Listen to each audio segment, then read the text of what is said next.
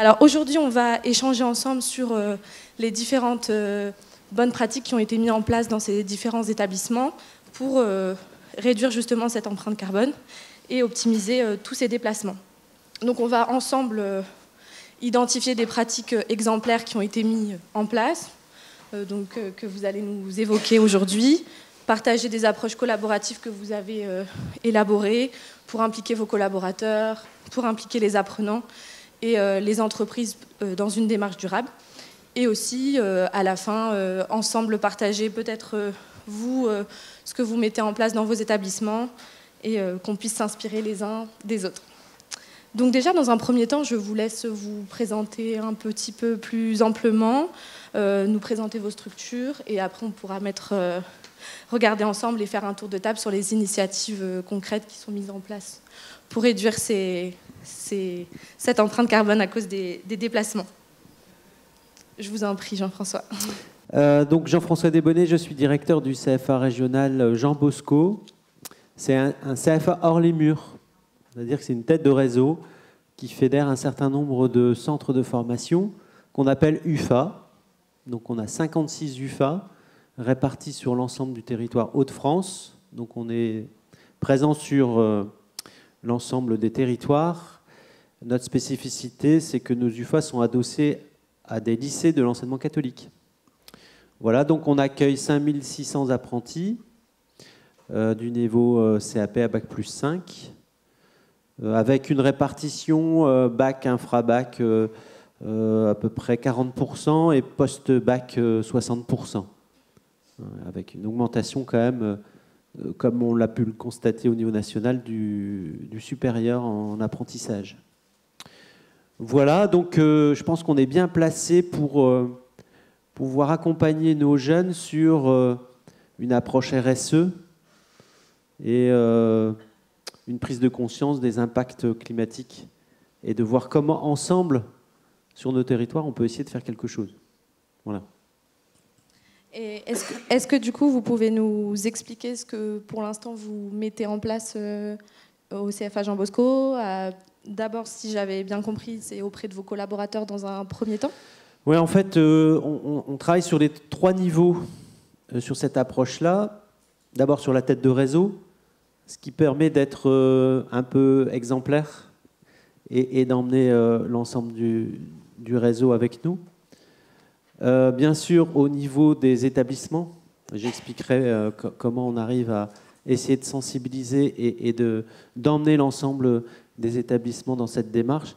Et bien sûr, au niveau des apprenants, puisque d'abord on est tous là pour nos apprenants, et puis c'est eux qui vont aussi construire le monde de demain. Donc on a tout intérêt à travailler avec eux sur ce sujet.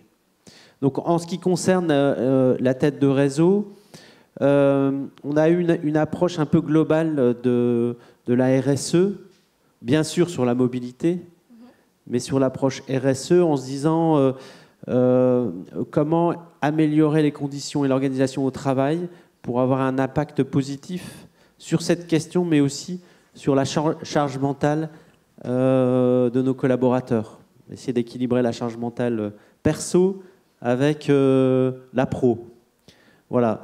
Et donc, par exemple, sur la mobilité, on a écrit un accord d'entreprise qui permet à chaque collaborateur d'arriver au travail à l'heure choisie, avec une amplitude de la journée de 6h à 21h. Donc le collaborateur choisit son heure d'arrivée et son heure de départ.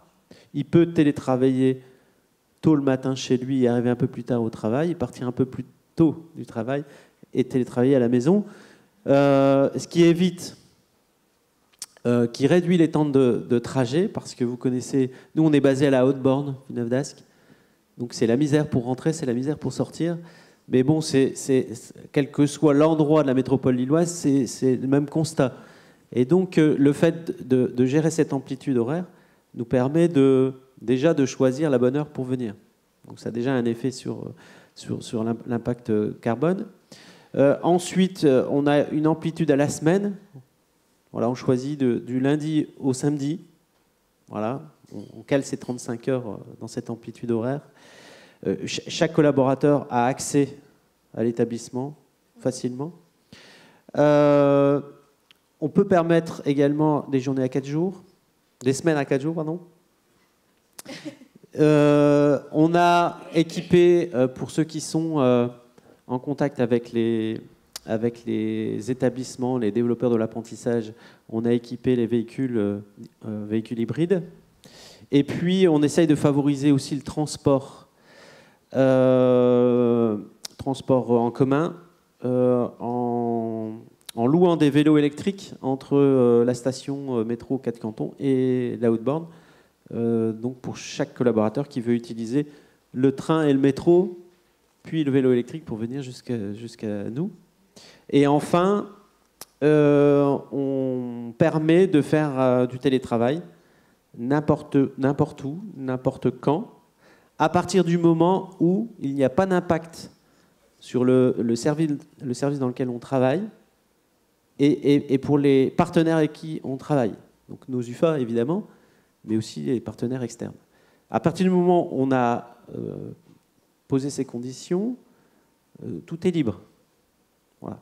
Et on s'aperçoit que finalement, les collaborateurs aiment venir, parce qu'on a essayé de soigner aussi l'accueil physique dans notre CFA. J'ai 40 collaborateurs au niveau de la tête de réseau. Donc on a soigné aussi le lieu physique pour donner envie de venir et de partager des choses. On a une cuisine comme à la maison, on fait régulièrement, chaque service fait régulièrement à manger pour les autres. Voilà, c'est essayer d'avoir cet esprit pour vivre quelque chose ensemble, mais avec une approche RSE positive et pas contraignante. Voilà, donc on a expérimenté ça c'est plus une expérimentation parce que ça fait 2 ans maintenant et on n'a pas remis en cause ce qu'on avait posé dans notre accord d'entreprise. Voilà, ça c'est au niveau de la tête de réseau. Après, concernant les apprentis, sur cette question-là, on a répondu à un appel à projet région pour équiper nos apprentis qui sont en zone blanche, on va les appeler comme ça, donc des zones où le transport est compliqué, donc d'équiper ces jeunes en scooter électrique. Et donc on attend la réponse du Conseil régional sur cette aide à cet investissement. Et on a dans notre prévision 250 scooters électriques qui permettront à ces jeunes qui sont dans ces zones blanches de pouvoir quand même aller à la fois en entreprise et au centre. C'est très clair, merci beaucoup pour toutes ces précisions. Justement, je fais un parallèle, Nicolas, sur ce qui est mis en place à Campus Pro au niveau de la mobilité, etc. Donc, est-ce que vous pouvez vous présenter rapidement et nous dire ce qui est mis en place à Campus Pro, s'il vous plaît ? Oui, alors Campus Pro, c'est un centre de formation et CFA qui est présent sur Lille et Dunkerque. On a à peu près 850 apprenants dans 5 filières différentes, les métiers de bouche, la restauration, commerce, gestion, et puis qualité, sécurité, environnement. Et on fait du niveau CAP au niveau Bac plus 4 avec une répartition 50-50 à peu près, entre Bac en dessous et puis post-Bac. Voilà, donc on a, nous, la chance, c'est plus qu'une chance, c'est un choix qu'on a fait d'être dans des grandes villes et d'être du coup proche des transports en commun. Alors si je prends sur Lille, nos 2 centres sur Lille sont à moins de 10 minutes à pied d'une station de métro. Et à Dunkerque, on est actuellement sur une ligne de bus, mais on sera dans moins d'1 an maintenant dans un nouveau bâtiment qui est au cœur de Dunkerque, donc à 4 minutes à pied de la gare. Donc le nœud névralgique de tous les transports en commun, et sur la métropole dunkerquoise, les transports en bus sont gratuits. Donc c'est très intéressant d'être proche de cela. Donc on a fait ce choix-là, et à la fois sur le nouveau bâtiment de Dunkerque et notre bâtiment sur les formations post-bac de Lille, il n'y a pas de place de parking pour les apprenants. Voilà. Donc on a fait un choix de dire, vous venez chez nous, mais sans voiture. ce qui oblige à réfléchir autrement. Alors au début, comment je vais faire? Et puis au final, ça fait des économies. Donc voilà, on se rend compte que ça a du bon. Donc voilà sur l'utilisation, on va dire, des transports en commun, parce qu'on peut se le permettre.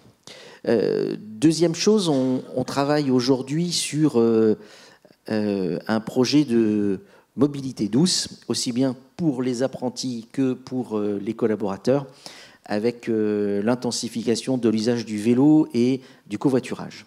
Et donc on a mis en place un certain nombre de choses de ce côté-là. C'est en cours, mais on a aménagé des douches, on est en phase finale là, pour faire un abri vélo bien comme il faut, avec en plus station de pompage, et un petit défi pour les collaborateurs. Quand on aura 10 collaborateurs qui utiliseront de façon régulière le vélo, Campus Pro prendra en charge l'entretien des vélos. Donc voilà. Et puis, troisième point, c'est l'utilisation des awabots. Donc on a investi dans des robots qui sont grosso modo, sans dire de marque, un aspirateur robotisé avec une tige et puis une tablette et une caméra. Voilà, mais qui sont un peu plus costauds que ça, évidemment. Et donc ces robots sont dans nos salles de cours et permettent à des jeunes qui sont à distance, de n'importe quelle distance d'ailleurs, de se connecter pour suivre le cours en présentiel, synchrone, dans la salle de cours. Et l'avantage de ça, c'est qu'on s'affranchit de la distance par rapport au CFA. Il y a un certain nombre de conditions pour que ça marche, notamment le fait que la personne qui se connecte soit sur un niveau de connexion suffisant. On ne peut pas faire ça en 3G, ça ne marche pas. Donc c'est pour ça qu'on travaille en partenariat avec des tiers-lieux pour que les jeunes puissent éventuellement aller dans un tiers-lieu et bénéficier de la connexion pour venir quand même proche de chez eux, se former en suivant la formation. Et donc c'est une alternative qu'on a trouvée pour à la fois faire du distanciel en gardant notre ADN de l'accompagnement, du relationnel qui fait vraiment partie de ce qu'on fait chez Campus Pro.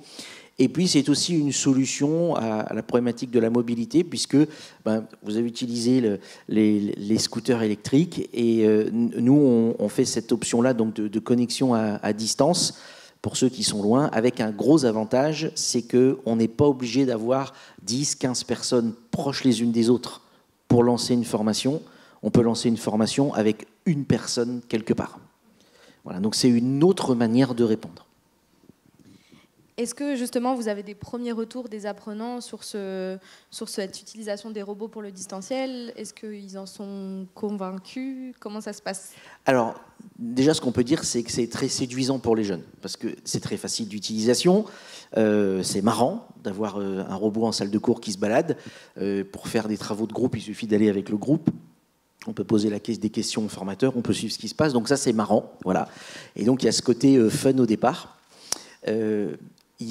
On a actuellement, c'est vrai, avec une personne notamment des problèmes de connexion, parce que justement, elle n'est pas proche d'un tiers-lieu, donc elle fait ça de chez elle et la connexion n'est pas idéale. Donc on a des problèmes techniques qu'il faut qu'on résolve.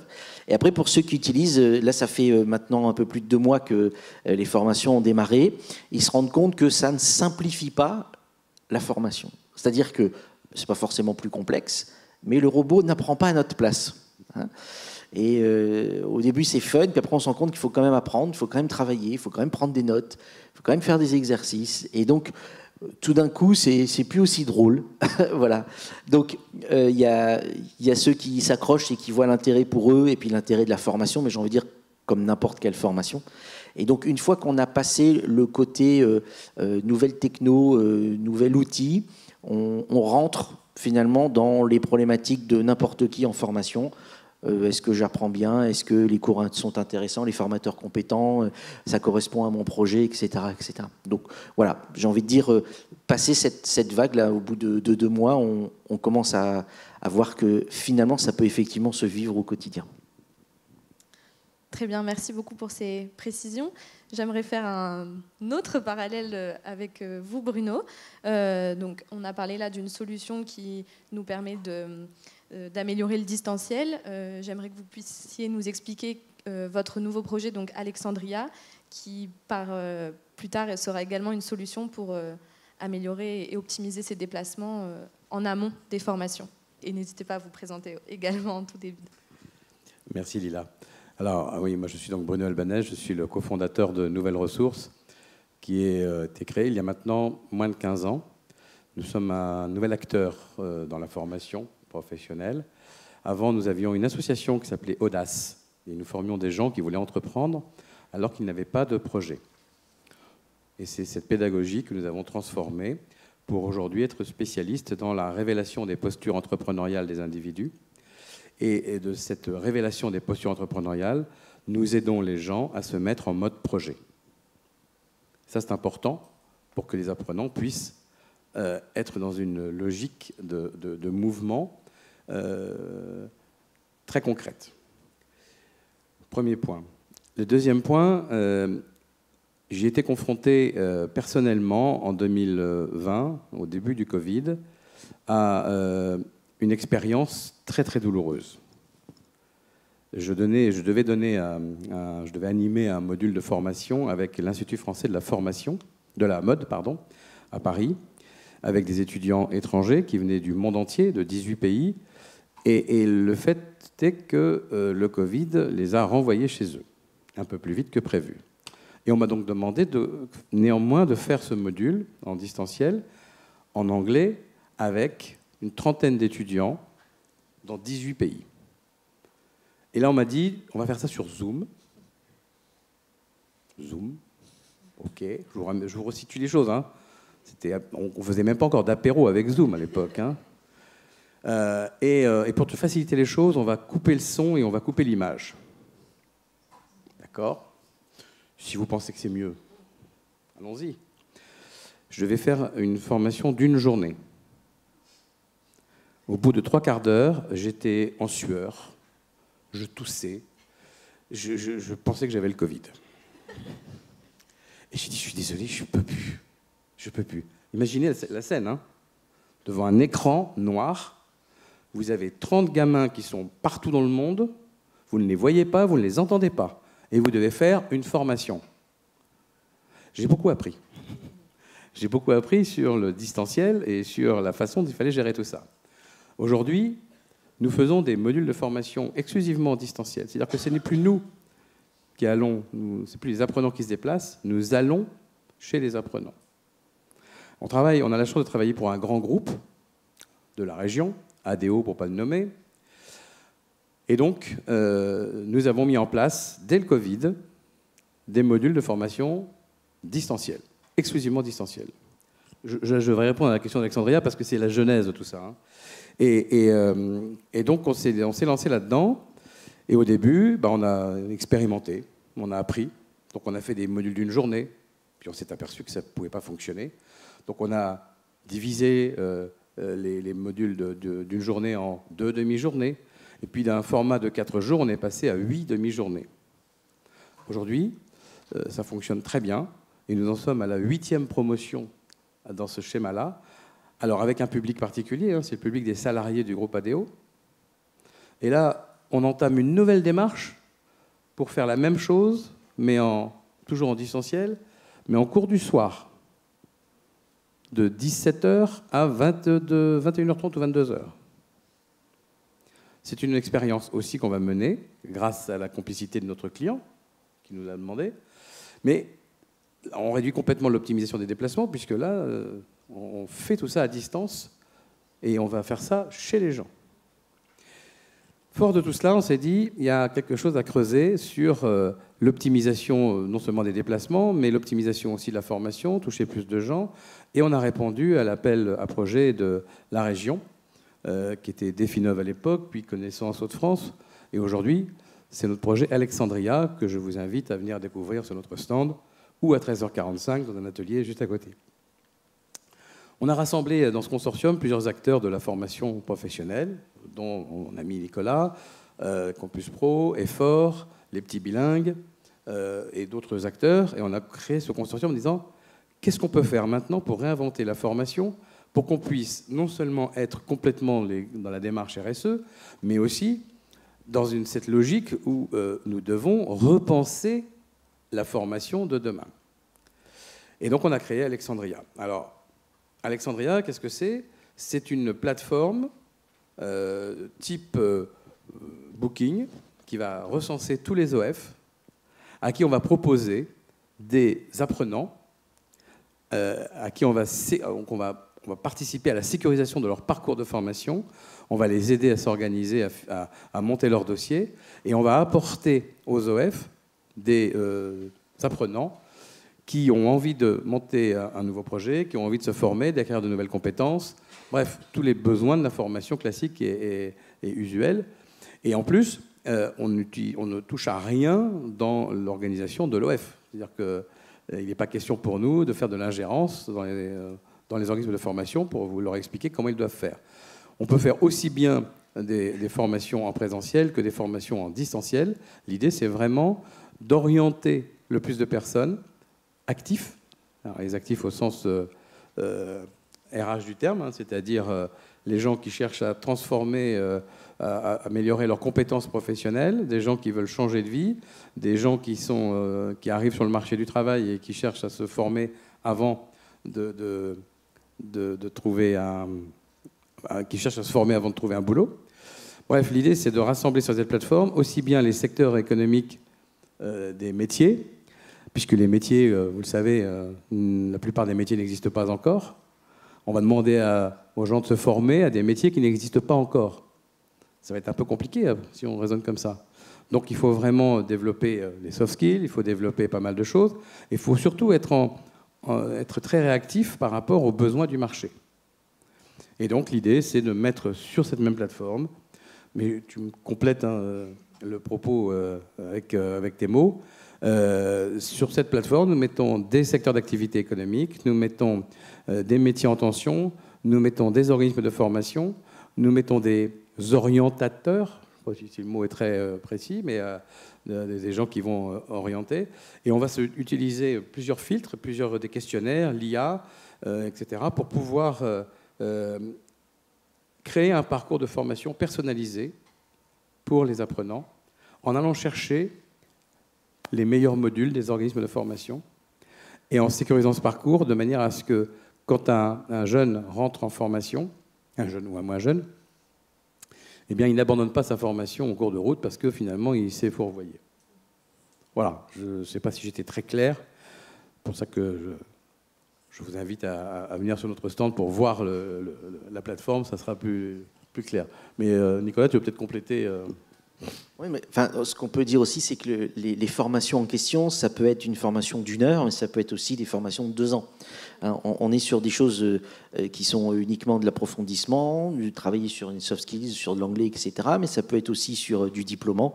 Voilà. Et le parcours, en fait, si je prends un exemple, voilà, je veux ouvrir mon restaurant. Eh bien, on va proposer un parcours. Alors, je veux ouvrir mon restaurant pour le tourisme à Dunkerque, parce qu'il y a plein de touristes qui vont débarquer. Eh bien, on va proposer un module pour améliorer son anglais pour les touristes. On va proposer un module pour apprendre à cuisiner. On va proposer un module pour faire du commerce. On va proposer un module pour entreprendre. Et en fait, il y aura une vraie cohérence parce que, en réponse à un projet identifié, on va pouvoir proposer l'ensemble du développement des compétences avec une seule plateforme. Et pour compléter, puisqu'on a aussi 85% du territoire qui sont des zones blanches pédagogiques, nous allons permettre à la plus grande majorité des tiers-lieux existants, et des tiers-lieux au sens le plus général du terme, c'est-à-dire des tiers-lieux, des salles municipales, des salles de fêtes, des fêtes dans les villages qui ne sont pas utilisées pendant toute la journée, pour pouvoir en faire des lieux de formation, pour que les gens qui sont à proximité puissent aller se former dans ces tiers-lieux. Et pour que ce soit connecté correctement, parce que techniquement, il faut effectivement une bonne connexion, nous avons un partenariat avec Groupe Solutions DBS, qui est le mandataire, le prestataire de Starlink sur la région des Hauts-de-France. Et donc, nous allons pouvoir connecter les réseaux, les tiers-lieux, par le biais des satellites aux connexions Internet, pour qu'il y ait une connexion correcte, pour qu'ils puissent se former dans de bonnes conditions. Merci pour vos informations. J'allais justement vous poser quelques questions en passant sur la deuxième partie de cette conférence sur plutôt des partages d'approches collaboratives pour impliquer les collaborateurs, les apprenants, les entreprises. Donc là, on était plutôt sur la notion entre guillemets de stratégie des déplacements où vous allez collaborer donc avec des partenaires dans toute la région. Je voulais aussi préciser cette notion avec vous, Nicolas. Qu'est-ce que vous mettez en place chez Campus Pro pour favoriser justement cette notion de déplacement? Je pense qu'il y a des partenariats avec des entreprises, si je ne me trompe pas. Oui, alors on a plusieurs choses. J'ai parlé de la mobilité douce, hein, donc là-dessus on met l'accent et on le met de plus en plus. Et puis effectivement, on fait des formations dédiées, qui sont soit des formations courtes, soit des formations un petit peu plus longues, avec la possibilité notamment de faire la formation dans l'entreprise. Et donc on a notamment un partenariat avec une grande enseigne de la distribution, on a monté un groupe dédié pour une formation certifiante, et le choix a été fait de faire la formation chez le client, ce qui permet du coup de ne pas faire déplacer 10 personnes dans un centre de formation, mais de déplacer uniquement un formateur vers le client. Et donc c'est intéressant aussi pour un centre de formation de réfléchir à la manière d'enseigner pour que cette manière soit facilement entre guillemets déplaçable et optimiser les trajets. Soit effectivement on fait chez nous parce que c'est proche des transports en commun et autres, soit on fait chez le client parce que les gens sont déjà sur place, soit on fait avec un peu de distanciel justement pour aller toucher des gens qui sont plus loin. Enfin voilà. Et donc c'est réfléchir à la bonne manière pour répondre avec le client en optimisant les trajets. Ça devient un critère important dans le choix des formations. Très bien, merci. Et justement, sur ces choses importantes à mettre en place, on a parlé des apprenants, mais il y a également le côté sensibilisation, je pense, qui est important au niveau des collaborateurs, des formateurs. Jean-François, qu'est-ce que vous avez pu mettre en place au CFA Jean Bosco pour justement sensibiliser les chefs d'établissement? Alors, on part sur 3 axes en fait. Premier axe, c'est la sensibilisation. Deuxième axe, c'est diagnostic. Et troisième axe, c'est mise en action. Après, bon, il y aura l'évaluation. Donc, concernant le réseau, sur le premier axe de sensibilisation, on a formé l'ensemble des chefs d'établissement et des responsables UFA à la fresque du climat. Ça, c'était la phase de sensibilisation. Ensuite, on les a emmenés en voyage apprenant sur le thème de la RSE, donc les mêmes acteurs. Et pourquoi ces acteurs? Parce que c'est eux qui mettent en place la stratégie au sein de leur établissement et qui mettent en œuvre les dispositifs de formation en lien avec ce thème auprès des apprenants. Donc on les a emmenés en voyage apprenant pendant 4 jours sur ce thème-là, du côté d'Uzès, en pleine campagne.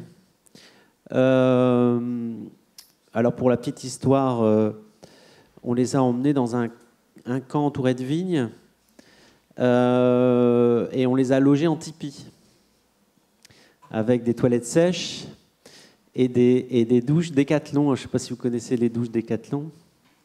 Vous regarderez ce que ça donne. Il faut un peu de soleil quand même. C'était juste entre les épisodes de Sevenol. On a eu beaucoup de chance parce que je crois qu'on m'aurait accroché. Il y avait un gros chêne, je crois qu'il m'aurait pendu au chêne. Donc ça a été très très surprenant pour ces chefs d'établissement responsables du FA qui ont l'habitude d'un certain confort de les emmener là-bas, mais on voulait être cohérent jusqu'au bout. Et puis on a fait intervenir Arthur Keller. Je ne sais pas si vous connaissez Arthur Keller, vous regarderez sur Facebook la teneur de ses propos. Lui, il part du principe que, quels que soient nos efforts, on va se prendre le mur. Donc, qu'est-ce qu'on fait pour anticiper ce mur et quelle société on imagine après? C'est un petit peu en résumé, mais vous regarderez. Alors, c'est très décapant. Hein. Vous sortez de là, vous dites c'est foutu, quoi. Il n'y a plus rien à faire, vous êtes déprimé. Alors, quand vous arrivez dans le camp, déjà, grosse surprise. Ensuite, vous prenez Arthur Keller et finalement, vous êtes content d'être dans le tipi. À l'abri. Et ça a été suivi, et c'est très important, ça a été suivi le lendemain par l'atelier 2 tonnes. Je ne sais pas si vous connaissez l'atelier 2 tonnes, je vous conseille vraiment de faire l'atelier 2 tonnes, mais avant de faire l'atelier 2 tonnes, il y a le diagnostic de son empreinte carbone personnelle. Vous savez que les accords de Paris, c'est de faire, d'ici 2050, arriver à 2 tonnes par humain. 2 tonnes par humain d'émissions de... la moyenne française, c'est 10 tonnes. 2050, hein, 10 tonnes, 2 tonnes. Moi, j'ai fait mon empreinte carbone, j'étais à 12 tonnes et demie. Bon. J'ai fait l'atelier 2 tonnes qui nous permet de prendre conscience que par des petites actions réalisables, on arrive à diminuer notre empreinte carbone. Et là où on consomme le plus de carbone, c'est le déplacement. Hein. À la voiture, hein. Moi, c'est putain. Donc déjà, en réfléchissant à ça, ça nous permet de travailler sur notre diminution personnelle et collective. Et à la fin de l'exercice, moi j'étais tombé à 3,6 tonnes. Donc c'est pas mal. Donc après la claque Arthur Keller et l'atelier 2 tonnes, on se dit tiens, il y a des choses à faire. Et ensuite, on a travaillé sur des actions collectives, du réseau. Et là, c'est quand même impactant parce que comme on couvre tout le territoire, on a quand même 5600 apprenants qui vivent dans des foyers. On peut avoir un impact au niveau de notre réseau. Et donc, on a commencé à réfléchir sur des actions concrètes sur notre réseau. Ça, c'est au niveau des chefs d'établissement responsables UFA. Et je peux vous dire que ceux qui étaient éloignés de ces préoccupations, ça les a secoués.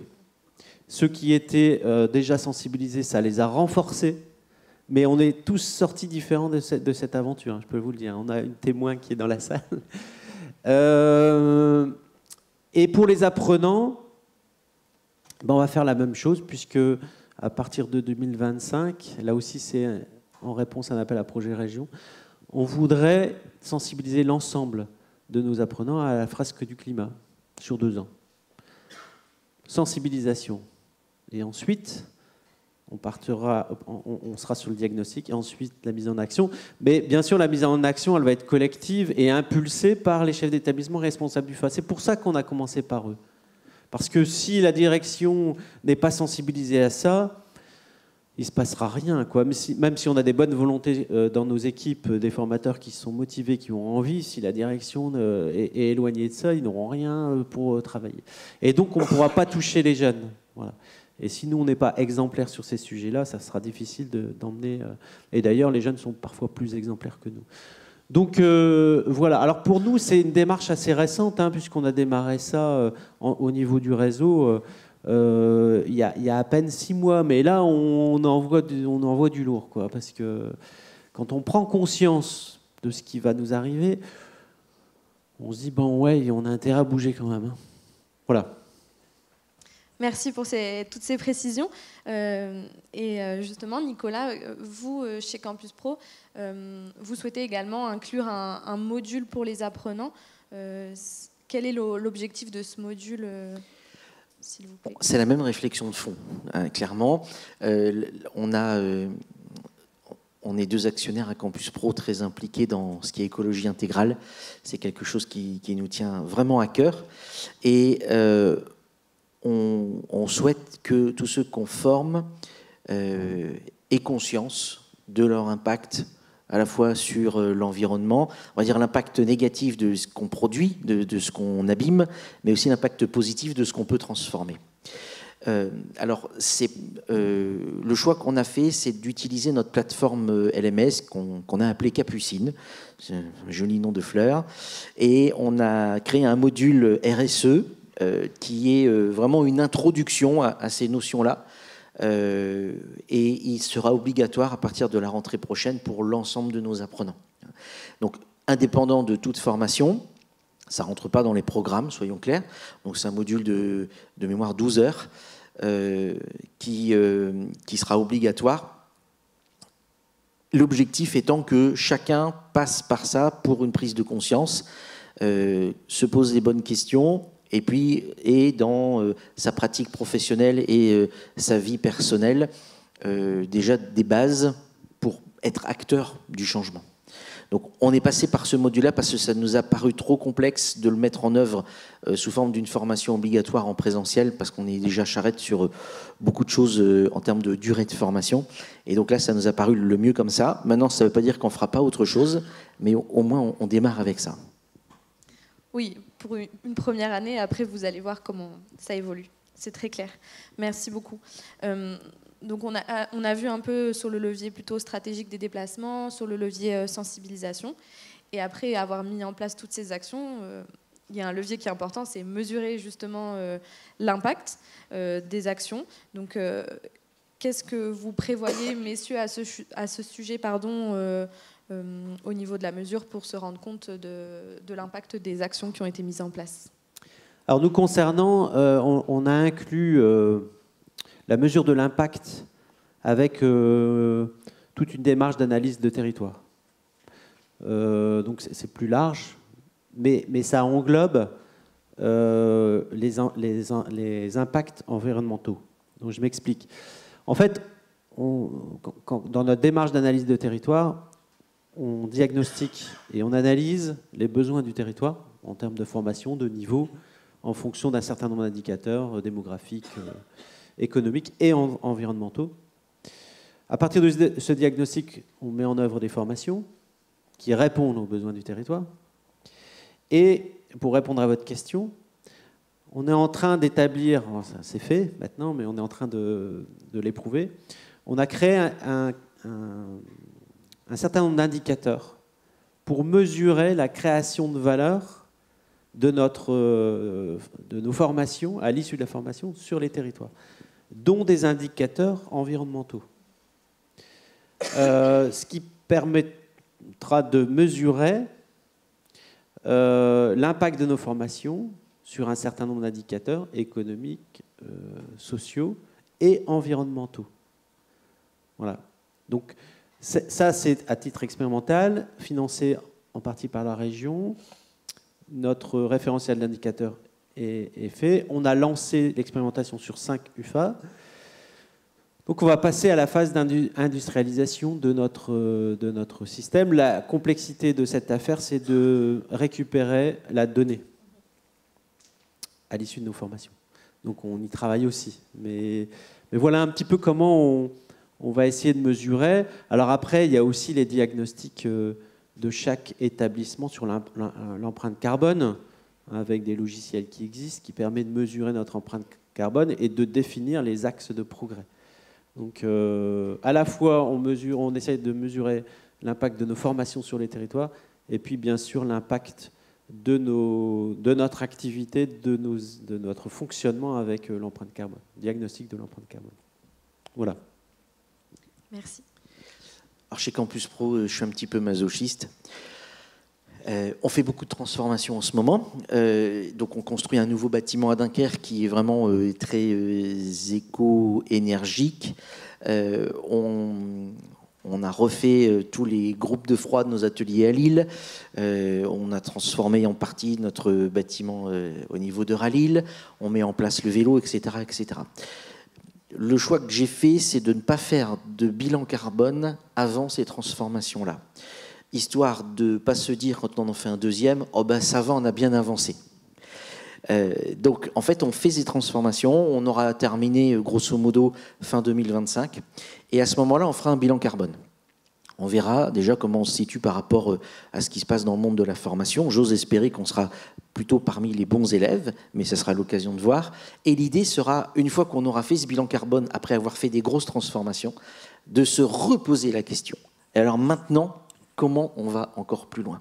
Donc on va mesurer, en fait, il n'y a pas eu un point zéro avant toutes nos transformations, mais on va faire un point zéro après les transformations, parce que je pense qu'on est plus sur un rattrapage aujourd'hui que sur une avancée. Et à partir de là, on refera un travail à partir du bilan carbone pour se dire, OK, on va se donner un objectif 2 ans, 5 ans pour encore améliorer et continuer de se remettre en question avec ce que j'ai en permanence dans la tête. Tous les ans, il faut qu'on ait fait quelque chose pour la planète au niveau de Campus Pro. Merci beaucoup. Alors, on va passer au temps des questions.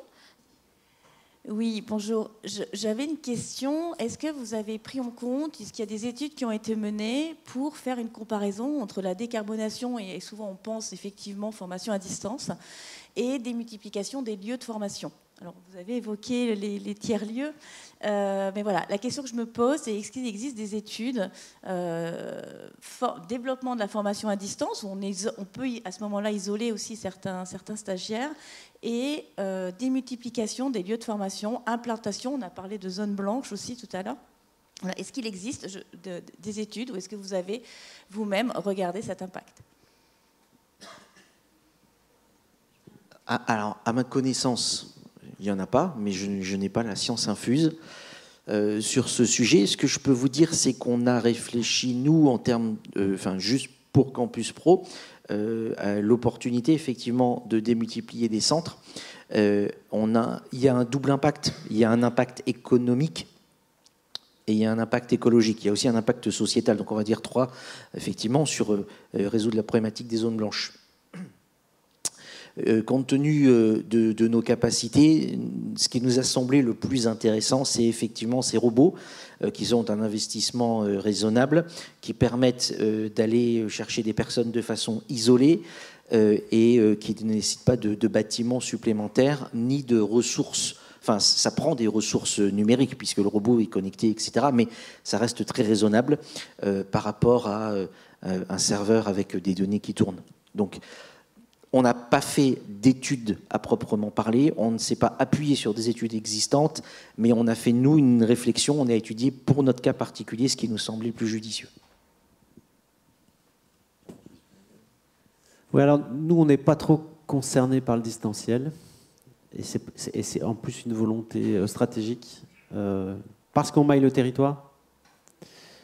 On pense même s'appuyer là où on n'a pas de lycée, de s'appuyer sur des collèges pour développer l'apprentissage. Voilà, donc on n'est pas sur du distanciel, on développe des outils digitaux pédagogiques, mais en présentiel, pour faciliter la transmission et puis la connaissance, la prise de connaissance. Voilà, donc on n'est pas trop concerné par ce sujet aujourd'hui. À ma connaissance, je ne connais pas d'études, mais l'idée pour nous, en tout cas, c'est d'expérimenter et de faire des retours sur expérience pour voir comment ça fonctionne très clairement. Parce que personne n'a la science infuse aujourd'hui sur ce sujet-là. Et très humblement, on n'a surtout pas la prétention de tout connaître, bien au contraire. Donc on est vraiment dans une phase d'expérimentation. On va tenter des choses qui vont être assez disruptives, pour être tout à fait précis et clair. C'est-à-dire que nous allons proposer aussi aux apprenants de noter les organismes de formation, comme Booking. Eh oui, mais les notes de Booking, c'est pas forcément... Quand on dit noter, ça ne veut pas dire je te mets à 0, je te mets à 20. C'est juste avoir des retours d'avis de consommateurs, d'acteurs. C'est aussi... notre objectif, c'est de faire que les gens qui se forment deviennent des acteurs de leur projet, de leur vie, de plus en plus. Et donc tout ça doit pouvoir se mesurer sur l'efficacité, sur l'intérêt, sur justement le fait que ce soit en distanciel. Est-ce que c'est un plus, est-ce que c'est un moins? Toutes ces expériences de distanciel, on les a menées à chaque fois. Et à chaque fois, on a fait des débriefings très profonds avec les apprenants, pour leur demander si ils avaient souffert finalement de ce distanciel. Au début, je me souviens très bien, sur des sujets comme ceux-là, beaucoup d'apprenants disaient oh, je ne vais pas me présenter à cette formation, si c'est à distance, ça ne peut pas fonctionner. Et puis ceux qui ont essayé nous ont tous dit waouh, c'est génial, on ne pensait pas que ça puisse être aussi efficace de faire du distanciel. Alors, c'est aussi parce que je crois que nous avons transformé nos formateurs en animateurs. C'est un des axes de réflexion que nous avons, c'est-à-dire qu'on anime des cerveaux collectifs, des groupes, on ne forme plus de la même façon, c'est-à-dire qu'on n'est plus dans le descendant. Moi, je me souviens, ça fait 20 ans que je donne des cours à l'ESC à Amiens. Quand les portables sont arrivés, ça a été un bronca pas possible. Dans les bacs plus 5, les écoles ont dit, oh là, les profs dans les écoles disaient, on arrête tout de suite, fermez vos ordinateurs. Parce qu'ils allaient sur Google, parce qu'ils allaient poser les questions avant de les poser aux profs, ils les posaient à Google. Ouais, mais Google a dit que. D'accord, Google a dit que. Et là, on m'a dit, à ce moment-là, la consigne, c'était de dire, interdisez les portables. J'ai dit, mais vous n'êtes pas bien. Vous n'êtes pas bien. Si vous demandez à des étudiants en bac plus 5 d'éteindre leur portable, c'est leur outil de travail demain. Comment voulez-vous être dans le coup si vous leur demandez ça? Donc non, on va jouer avec. Et on va donc animer. Et ok, très bien. Qu'est-ce que dit Google? Ok. Et là, c'est devenu quasiment un jeu. Mais c'est vrai qu'il fallait se remettre en question. Je me souviens quand j'étais étudiant en droit, les profs de droit qui avaient leur polycopier, qui lisaient, mon Dieu que c'était chiant. La plupart des profs, c'était comme ça. Et puis j'ai eu la chance d'être dans une belle fac de droit à Paris, et j'avais un Delvolvé, professeur de droit administratif, qui avait la voix de Johnny Hallyday, et qui faisait son cours debout, avec 4 fiches. Il prenait sa fiche, tac, il la remettait dans sa poche, et il continuait. Et il captivait 2000 personnes dans l'amphi. En droit administratif, autant vous dire que c'était pas forcément la matière que tout le monde adorait. Mais voilà, et en fait, c'était un animateur. C'était pas un formateur. J'insiste beaucoup sur ce mot-là, hein, c'est important. Ça fait partie de ces révolutions que nous essayons de faire. Transformer les apprenants en acteurs et non pas en consommateurs. Quitter ce statut de consommateur, devenir acteur de sa formation, devenir acteur de sa vie, et transformer les formateurs en animateurs. Et là, on arrivera certainement à avoir des choses nouvelles. Merci beaucoup. Je ne sais pas si vous aviez des dernières J'ai envie choses à dire. de réagir à ce que vous nous proposez. Je trouve ça très intéressant. Et je trouve que ça peut permettre aussi aux formateurs de devenir acteurs. Parce que plus il apportera un contenu de qualité, plus ça sera joué. Donc il aura tout intérêt à apporter quelque chose de qualité, puisque derrière, ça sera joué. Et donc il aura un intérêt aussi personnel. Donc je trouve ça intéressant, et je pense que ça peut aller dans une amélioration pédagogique aussi.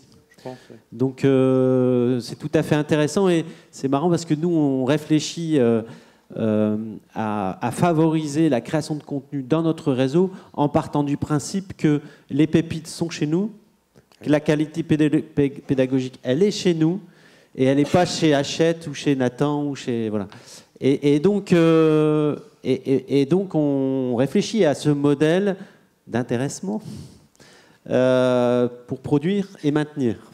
Donc ça rejoint un peu ce que vous faites. Donc je suis content d'être venu pour découvrir ça. Nous, on continue notre chemin sur cette voie-là, mais je pense qu'on va se croiser. Avec grand plaisir. Eh bien, messieurs, merci beaucoup pour ce temps de partage. Merci à tous pour votre écoute.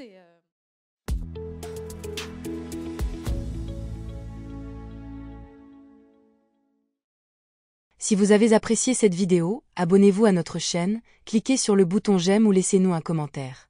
Et pour ne rien manquer des actualités du C2RP, suivez-nous sur LinkedIn.